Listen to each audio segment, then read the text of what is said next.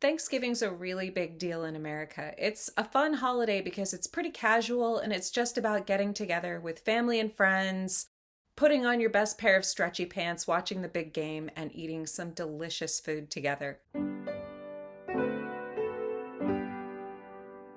It's interesting because it's a little bit different from other holidays because there aren't like particular songs I can think of or, specific decorations. People will put up kind of autumnal things, leaves, pumpkins, turkeys, cornucopias, stuff like that. But it's a little less formal than other holidays, and there isn't kind of the mythology and symbolism around it. Maybe that's because we actually do know the original Thanksgiving story, or we know it as well as we can, given it happened 400 years ago.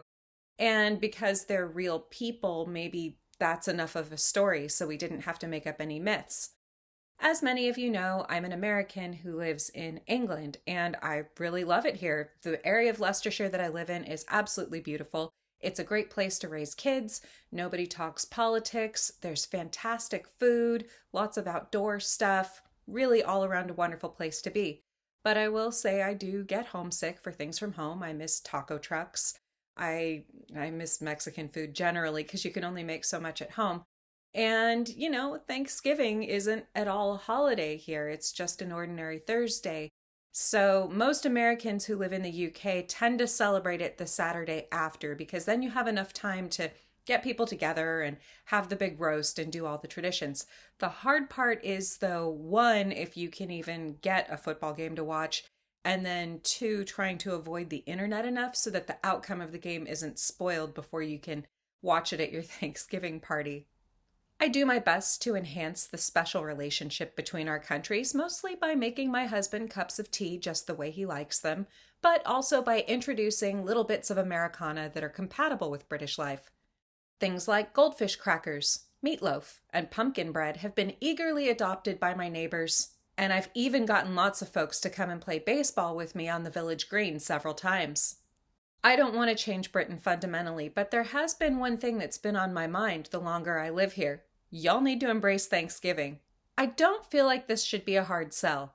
I don't say this merely because I get a little homesick every year on this holiday, and it's very hard to celebrate properly on the fourth Thursday in November when my kids have a normal school day and all my friends have to be at work.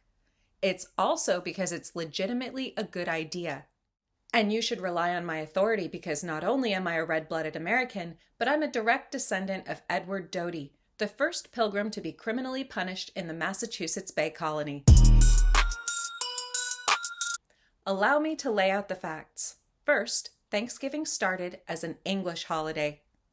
Way back at the start of the 17th century, the people who first partied with the Wampanoag tribe from what is now Massachusetts were English, having lived nearly 2 centuries before those dirty, dirty rebels sent that nasty note to poor King George III.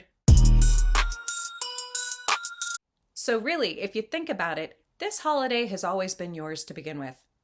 Second, British people love a roast. I don't mean a verbal razzing, although you do like that too.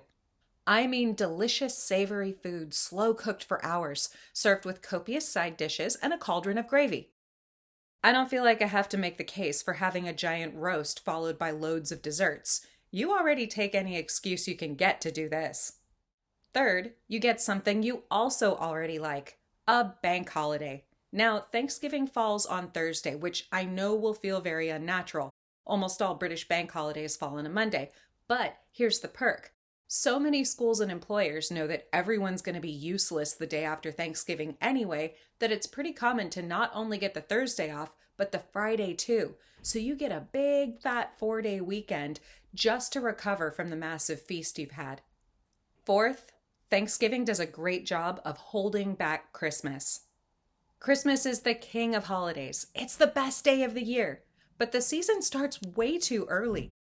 By having Thanksgiving to focus on, stores are forced to hold back on those Christmas decorations for a few more weeks, and we can all keep "All I Want for Christmas Is You" out of our heads for just a little bit longer. Finally, it's fun. Thanksgiving is a really casual holiday. It's about gathering with friends in comfy clothes, watching the big game, eating some good food, and having lots of laughs. It's a great time to introduce a significant other to your extended family, There's so many people there that the attention is kind of spread out and it's slightly less formal, so it's pretty common for someone to debut a new boyfriend or girlfriend on this holiday. It's a great time to invite a lonely neighbor or a new acquaintance over so they can make some friends.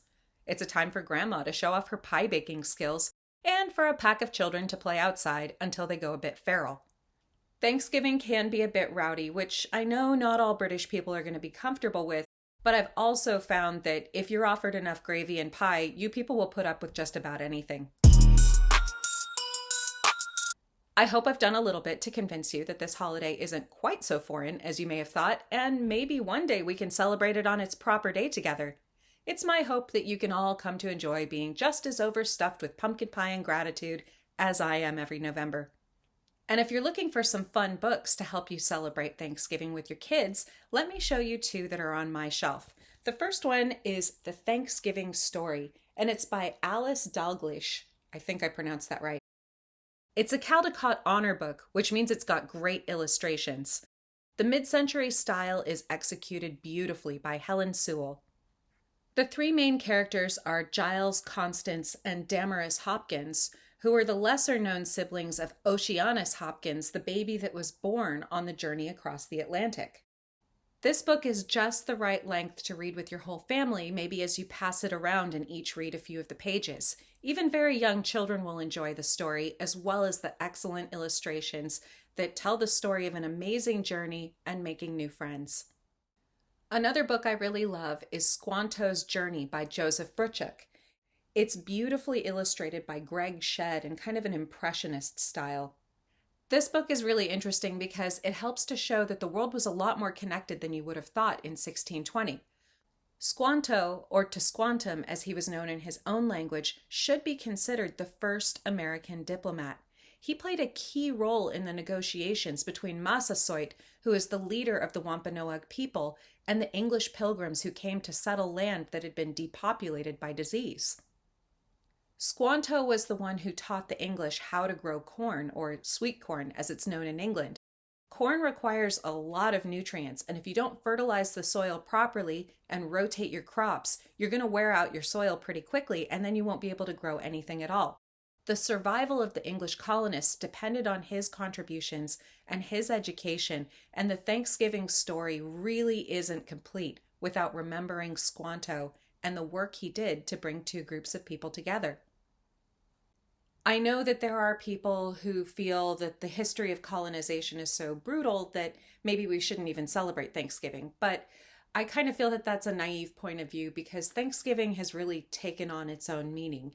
It's imbued with all these personal and family and local traditions, and it's about so much more than its origins. Although, even then, its origins are a story of how two groups of people who were completely different were able to come together, learn to be friends, learn to coexist, and not just get along, but celebrate together.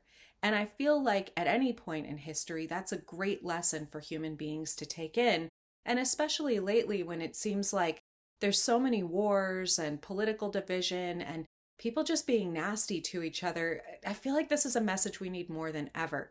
If you can come and sit down together at a table and break bread, or pumpkin, as it were, and learn to get along, then we have hope for the future. We have to live here together. We have to share this world. And the Thanksgiving story is an example of how, even though it can be ugly when groups of people come together, sometimes it's really beautiful. And that's the message that I want to share with my kids every year on Thanksgiving, and I hope it's one that you'll share with your kids too.